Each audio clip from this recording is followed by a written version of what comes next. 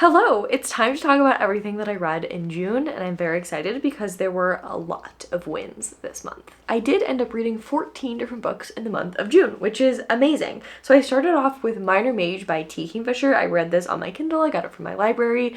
This is one of the books in the same world as A Wizard's Guide to Defensive Baking, which you may have heard of. That's one of her more popular cozy fantasies. So if you liked that one, I highly would encourage you to pick up the rest of the books in this world. I have read Illuminations and now Minor Mage. In Minor Mage, we are following a minor mage. It's a middle grade that I guess T. Kingfisher kind of had an argument with her editor over whether or not it was a middle grade because they didn't think it was a middle grade. They thought it was too dark. T. Kingfisher thought it was middle grade. And I think that kind of perfectly encapsulates her writing style anyways. If you want a middle grade that reads like it was written for adults, this is that book. Our minor mage only knows 3 spells when he is kicked out of his town by all of the people who live there to go bring back the rains. They're experiencing a really difficult drought, and because he's the wizard, they send him off. They say, go be a mage, go bring the rains back. And he's joined by his armadillo familiar, which is absolutely adorable. I love their little friendship relationship. He picks up some other people to travel with along the way. Things get life-threatening, things are dark, someone makes harps out of murder victims,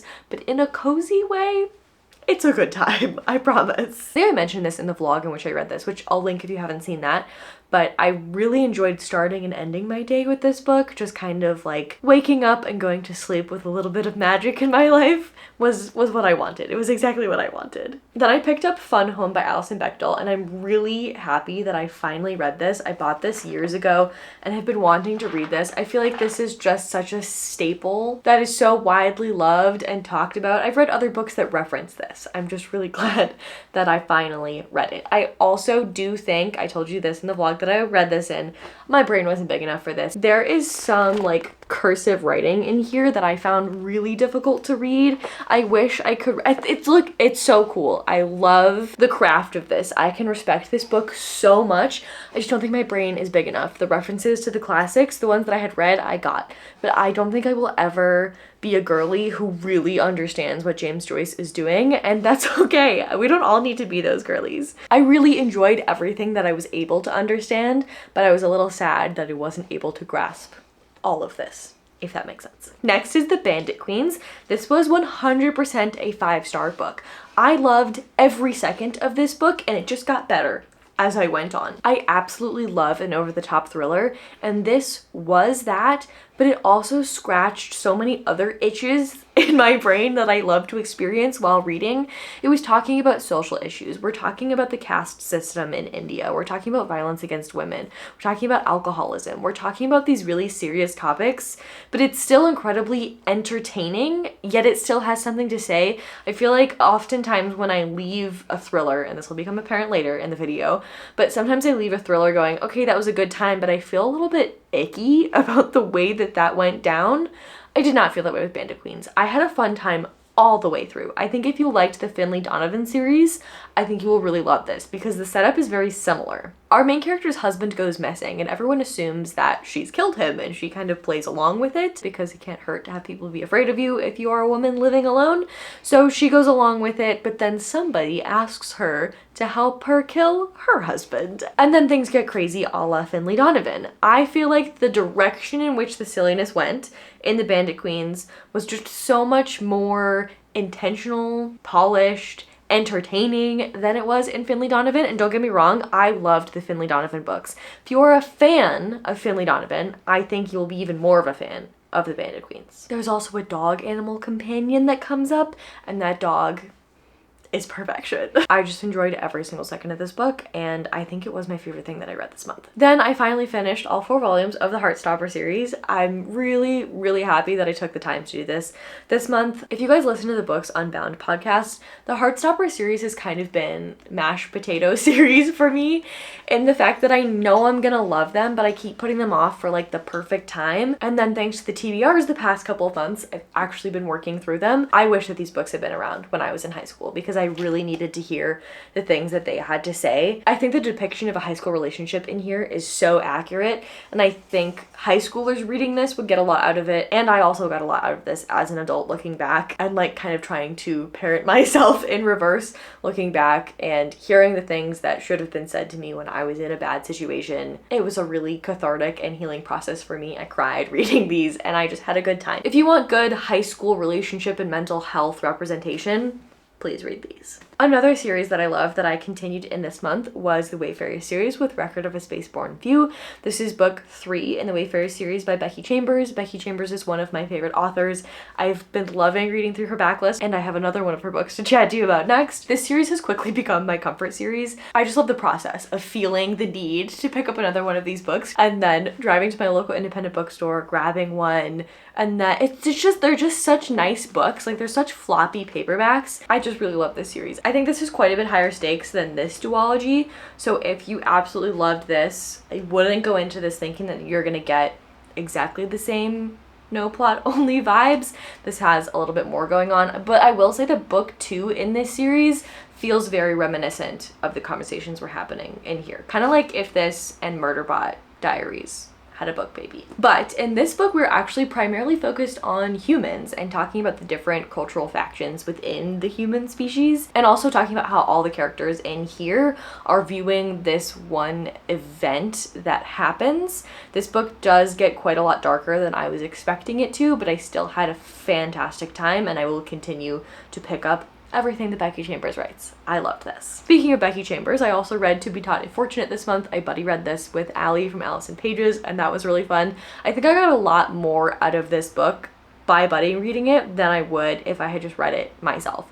Like, it forced me to slow down and really think about all the things that Becky Chambers was asking us to contemplate, and I really enjoyed that. I felt like the beginning of To Be Taught Unfortunate was giving strong Project Hail Mary vibes, because we're witnessing our crew on this spaceship waking up and kind of starting their mission, figuring out what's going on, so it gave me similar vibes to this. And then the structure of this gave me strong The Martian vibes, because we are experiencing this as a communication. We're experiencing this story as a communication that's sent from our astronauts back to Earth, asking for a response. And so our main character is telling us that she's going to tell the entire story, and then she's going to ask a question of the people of Earth.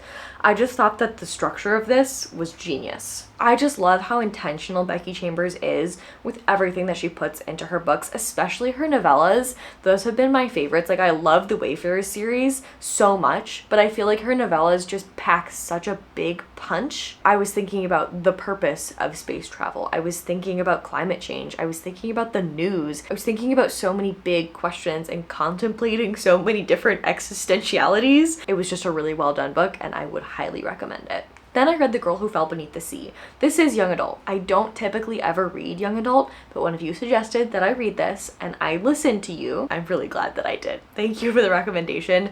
This is one of my favorite young adults that I have read in a long time. This book was by no means perfect, in my opinion. This book gave me such strong Studio Ghibli vibes. It really felt like a Spirited Away story, and I had a great time. At times I was confused or disinterested, but I always had a nice cozy feeling. I feel like this book was everything that I wanted out of Daughter of the Moon Goddess. That felt too YA to me, and maybe it's just that this book is YA, and so then I would like forgive it for being YA, but I also just I enjoyed it. I had a good time. I think the love story was nice. It wasn't my favorite thing I've ever read, but I did have a really good time, and that's saying something, because I typically don't love any young adult that I read. So I'm calling it a win. Then I read The Measure with my mother, and I think my mom enjoyed this a lot more than I did. The central plot, the central theme of this book is that one day everyone has boxes show up to their doorstep. Every single person in the world who's over the age of 21, 22 or something, they have boxes show up on their doorstep, and in the box is a string, and that string tells you how long you're gonna live. On the cover of the box, it says something like, "The measure of your life lies within." The thing that felt so unrealistic to me about this book was that a lot of people didn't open their boxes. I don't know about you, but if a weird box showed up on my front doorstep and it said, "The measure of your life lies within," the number one thing that I am doing is opening that box. Like, we are humans. We are naturally curious. And just like curiosity killed the cat, I wouldn't want to open the box. So much of this book is talking about whether or not you should open the box. And I don't think that it would be good for my mental health to open the box. I don't want to know when I'm going to die. I finally feel so comfy and confident with the fact that I don't know when I'm going to die and I'm just going to live my little life. And I feel like Becky Chambers has done a lot of really amazing work helping me figure out my relationship to the concept of purpose and the concept of a life well lived. So I feel like this book was almost like a step back for me.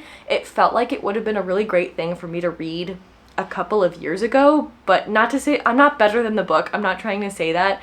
I'm just saying that the conversations that I'm thinking about in my head are kind of past this point, and so I feel really at home with my relationship to the conversations that this book is starting, so it wasn't really super beneficial to me. That said, my mother did really enjoy this book. She did read this with her book club where she lives now in Florida, and they gave them, I'll put a picture here, these little boxes with their names on it, and like The Measure of Your Life Lies Within had like, I don't know, candy in it, not an actual string, but I thought that was a cute touch for a book club. So if you are choosing this for a book club book, that was a cute idea for you. I think I could have really enjoyed this book if it were a novella, because I really liked the concept and the setup and the conversations, but I kind of, as soon as I heard the synopsis, I kind of was having those conversations with myself already. I didn't really need 352 pages of those conversations.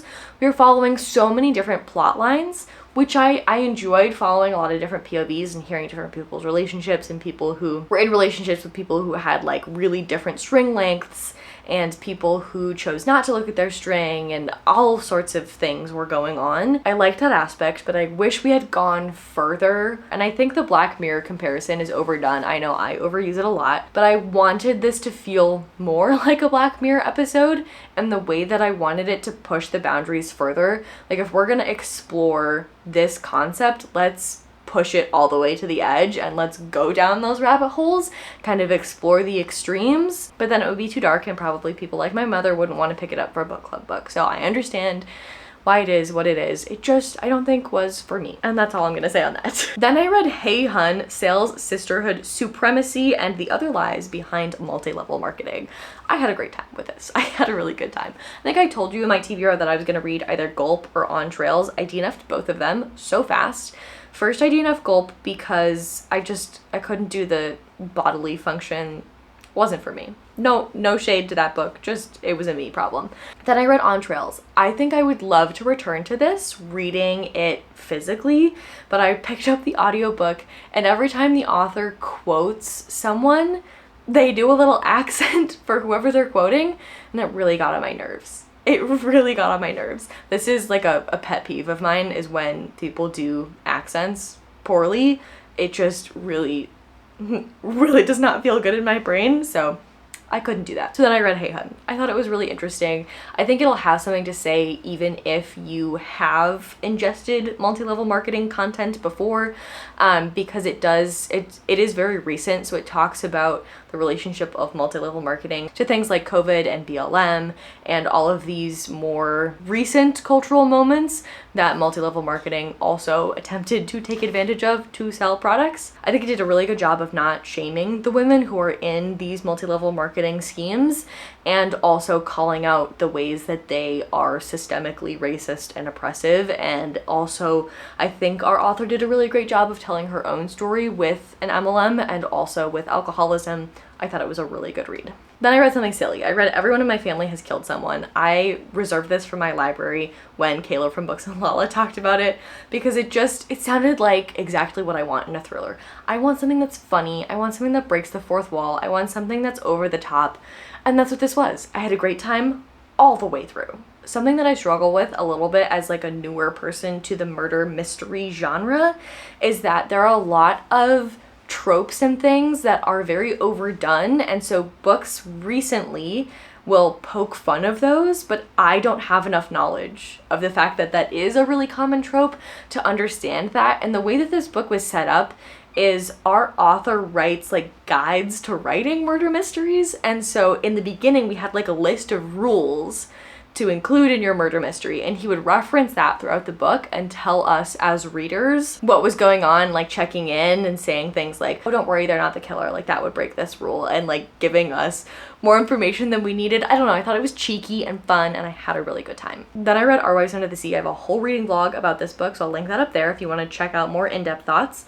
I ate this up. I loved this so much. It was so gothic and unsettling and beautiful. The writing is incredible, and it also had a lot of things that I needed to hear about grief and grieving a person who is missing and not dead. Like how I'm missing a while ago. It's been a whole journey vlog up there if you want to hear more about that, but I really needed to hear the things that this book had to say. I thought it was incredibly beautiful writing. I thought it was unsettling in just the right way. I think if you're someone who needs to know all the answers by the end of the book, you will not enjoy this, but I'm someone who loves an ambiguous ending. It was spooky. It gave me the sense of foreboding and uncanny that I love in horror, and I loved it. I loved a lot of the things I read this month. Oh, then I read Her Body and Other Parties by Carmen Maria Machado. I have read the first short story is called, I think, The Husband Stitch, and that's one of my favorite short stories I have ever read. I think this is my second or third time reading it. The last time I read it was in a creative writing class my senior year of college, and I really loved all the conversations that we were having in that class about this story, and so I've been wanting to pick up the collection that story was in for a while now, and I'm really glad that I finally did. I think that one still remains my favorite one out of all the stories in here.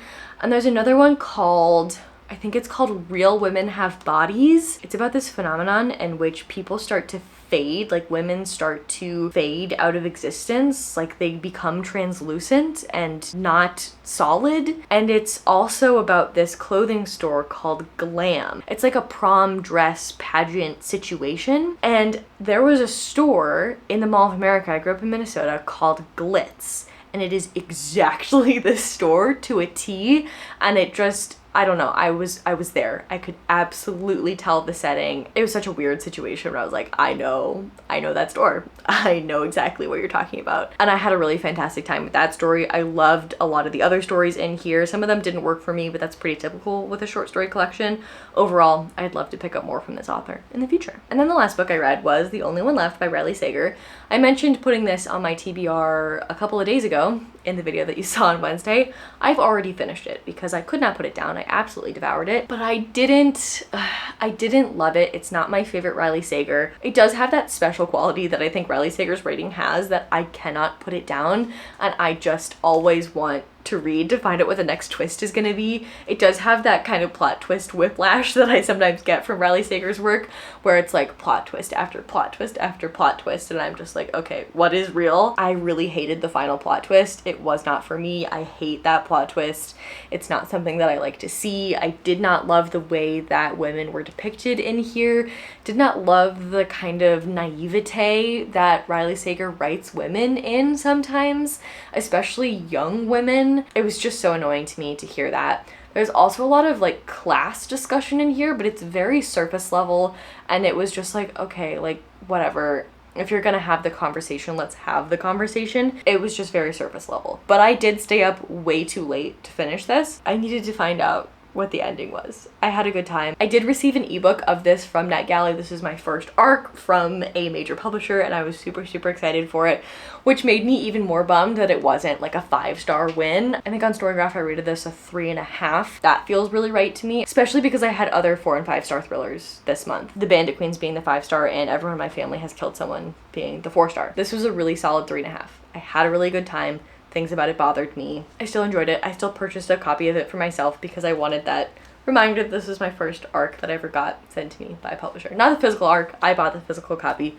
I got an ebook arc from NetGalley. And that's what I'm gonna say about this. After I wrote my review, I took a look at a bunch of other people who've been reviewing, and it sounds like everyone is eating this up. It sounds like everyone is loving it. So it might just be a me thing. I think if you typically like Riley Sager's, you're gonna like this. And my favorite Riley Sager is The House Across the Lake, which I think is probably everyone's least favorite. So that goes to show that I have no taste in thrillers. I did have a good time. Wasn't my favorite. And that's it. That's everything that I read in June. I'd love to know what you've been reading recently. Let me know in the comments. I would love to hear. And of course, I'd also love to know if you have thoughts and feelings and opinions about the things that I read this month. And that's everything. Thank you so much for being here. I absolutely love interacting with you guys. Reading and responding to your comments is the best part of my day, every day. I will see you next Sunday at 11 a.m. Eastern. Bye.